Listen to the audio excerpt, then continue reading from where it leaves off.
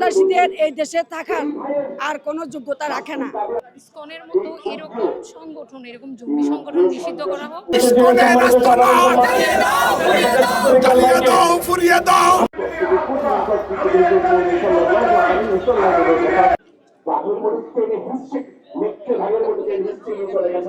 ইনশাআল্লাহ সবাই আমরা একসাথে এই কোণের বিচারের জন্য ইসকনের দালালেরা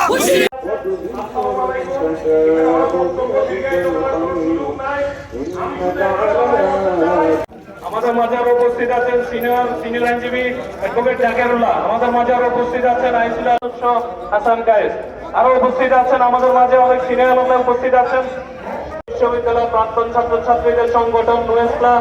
আমি ওনাদেরকে ধন্যবাদ জানাই। আপনাদের ব্যানারটা আমাদের ব্যানার পাশে নিয়ে আসেন। যে ইউনিভার্সিটি গ্রেফতার হয়েছিল ইতিপূর্বে কোন রাজনৈতিক দল বলে নাই আমাদের নেতাকে আমরা জেলখানায় নিতে দিব না। 24 তারিখ চলে এসছে। সকালবেলা ফেসবুকে আমাদের বন্ধু হিন্দু সংগঠনের কিছু আইনজীবী সহ ইসলামাবাদীকে সেটা ভিডিও আছে, সৌদির জীবনের চিত্র, ইন্দোনেশিয়ার চিত্র, মালয়েশিয়ার চিত্র। বাংলাদেশে যে গণ অভ্যুত্থান হয়েছে সেই অভ্যুত্থানের পর শিক্ষার্থীবৃন্দ, সাংবাদিক বন্ধুগণ, সম্মানিত উপস্থিতি, আজকে আমরা এক ভাইকে বিসমিল্লাহির রহমানির রহিম আজকে আমাদের জন্য উপস্থিত আছেন চট্টগ্রাম জেলা আইনজীবী সমিতির অ্যাসোসিয়েশনের শিক্ষার্থীবৃন্দ এবং কার্যকরী কমিটি, কর্মীবৃন্দ, সিনিয়র জুনিয়র অনেক আইনজীবী উপস্থিত আছেন। আমি হয়তো সবার নাম বলতে পারবো না, সেই জন্য দুঃখ প্রকাশ করছি। আমাদের আসসালামু আলাইকুম। ইতিমধ্যে চট্টগ্রাম আইনজীবী সমিতির এখনো আমাদের এই মানববন্ধনে উপস্থিত হতে পারেন নাই। সবাইকে দ্রুত আমাদের মানববন্ধনে হয়েছেন। সাইফুল ইসলাম আলিফকে হত্যা করে ইসকন সন্ত্রাসীরা যে দৃষ্টান্ত স্থাপন করলো, এই ইসকন সন্ত্রাসীদের এই দেশে থাকার আর কোনো যোগ্যতা রাখে না। আমাদের ভাইকে হত্যা করুন, সুষ্ঠু বিচার হোক, দ্রুত আসামিকে গ্রেফতার করা হোক, ওনাকে বিচারের আওতায় আনা হোক। এর ন্যায্য বিচারটা আমরা চাই, যে ন্যায্য বিচার কার্যকর করা হোক খুব দ্রুত। অ্যান্ড ইসকনের মতো এরকম সংগঠন, এরকম জঙ্গি সংগঠন নিষিদ্ধ করা হোক। ভবিষ্যতে যাতে এরকম আদালত প্রাঙ্গণে এরকম ন্যাক্কারজনক ঘটনা কখনো না হোক, এর জন্য আমাদের থেকে সোচ্চার হতে হবে, একসাথে হতে হবে। আমাদের দাবি একটাই, এটা যেন একটা সুষ্ঠু বিচার হয়।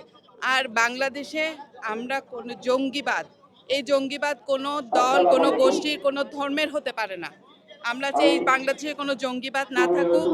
আর আমাদের এই ভাইকে যে আদালত প্রাঙ্গণে নির্মমভাবে হত্যা করা হয়েছে তার সুষ্ঠু বিচার দাবি করছে এবং প্রকৃত দোষীদের অবিলম্বে গ্রেপ্তার করে তাদের দ্রুততম সময়ের মধ্যে আমরা শাস্তির দাবি জানাচ্ছি।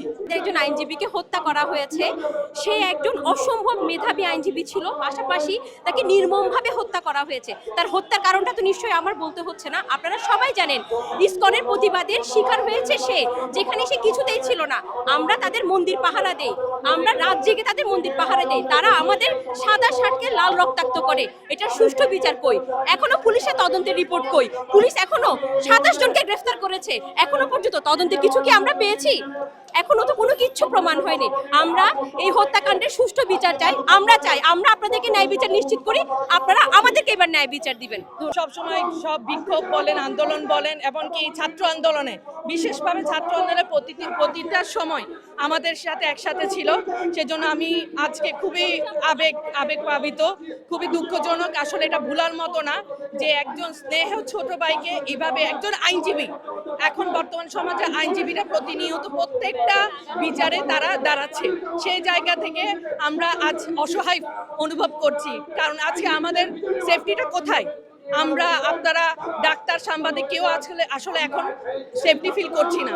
তো আমি চাই প্রশাসনকে আমাদের সহযোগিতায় এগিয়ে আসার জন্য, এবং সেই সাথে আমার ভাই সাইফুল ইসলাম আরিফের ফাঁসি চাই, এবং সেই সাথে কঠোর শাস্তি যাতে হয়, বিচার যাতে সুষ্ঠুভাবে বিচার যাতে সুষ্ঠুভাবে হয় সেই প্রত্যাশা করছি। সাইফুল ইসলাম শুধুমাত্র একজন ব্যক্তি না, সে সারা বাংলাদেশের আইনজীবীর প্রতিনিধিত্ব। একজন আইনজীবীর গায়ে হামলা করা মানে সারা বাংলাদেশের সকল আইনজীবীর গায়ে হাত দেওয়ার শামিল। আমরা তার সহপাঠী হিসাবে এবং আইনজীবী হিসাবে সারা বাংলাদেশে জনগণের ম্যান্ডেটের মাধ্যমে সহ এবং আদালতের মাধ্যমে আইনগতভাবে এর দৃষ্টান্তমূলক শাস্তি কামনা করছি।